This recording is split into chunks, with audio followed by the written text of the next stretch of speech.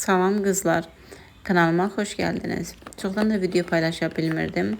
Axır ki vaxt tapıb sizlər üçün video çəkə bildim.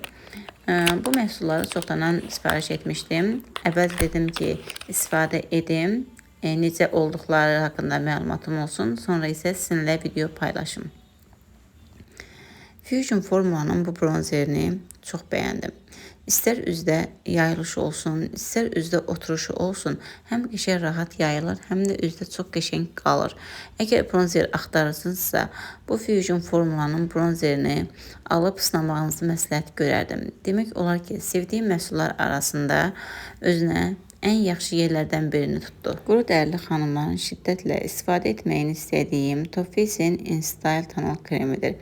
Əgər üzünüzdə oksizləşməyən, hamar dəri və pütür-pütür durmayan bir dəri istəyirsinizsə, bu tonal kremi istifadə etməyinizi şiddətlə tövsiyə edirəm. Həmçinin normal dərili olan xanımlar da istifadə edə bilərlər. Golden Rose'un dodaq boyasından danışmaq istəyirəm. Məndəki 164 nömrəsidir. Mat bleskindən fərqli olaraq bu daha tez gedir. Qalıcılığı demək olar ki, çox azdır. Əgər gündəlik istifadə üçün alırsınızsa, gündəlik istifadə üçün yararlıdır.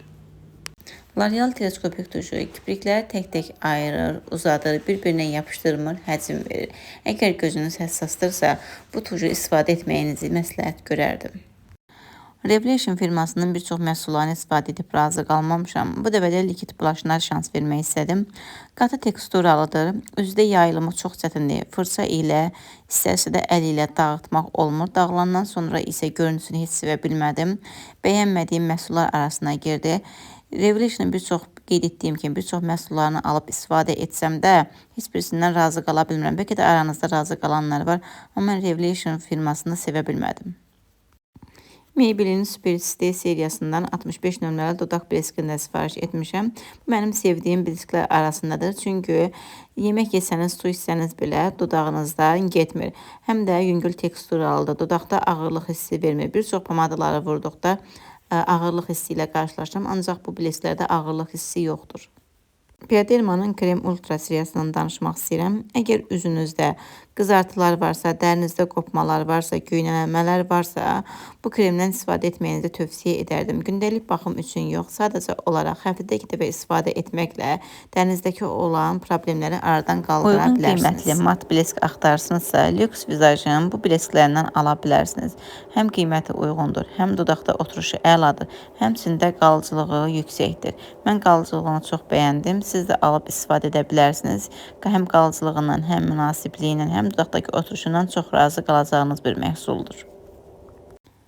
Too Faced'in bu qara karandaşın nə işə yaradığını hələ də anlaya bilmədim. Çünki nə gözün içinə çəkmək olur, nə də ki gözün altına kölgə vermək olur. Mardel'imin üz yuma gelini çox bəyəndim. Bir çox üz yuma gellərindən fərqli olaraq üzü yuyandan sonra dərini qurutmur. Sinozun glikolik asid tonikindən danışmaq istəyirəm. Makyajı nə qədər dərindən yusaq da, təmizləsək də makyaj qırıntıları dərimizin altında qalır. Tonik vasitəsilə biz onu dərindən təmizləyə bilirik. Bir çox toniklə üzü siləndən sonra üzdə göynəmə, qızartı və s. ola bilər. Ancaq bu toniklə üzdə nə qızartı olur, nə göynəmə olur. Mən bu toniki çox sevdim.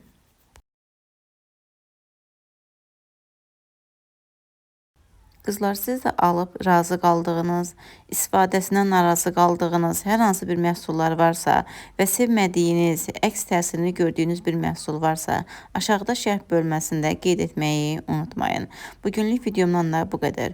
Ümid edirəm sizin üçün faydalı olmuşdur. Hələlik qızlar.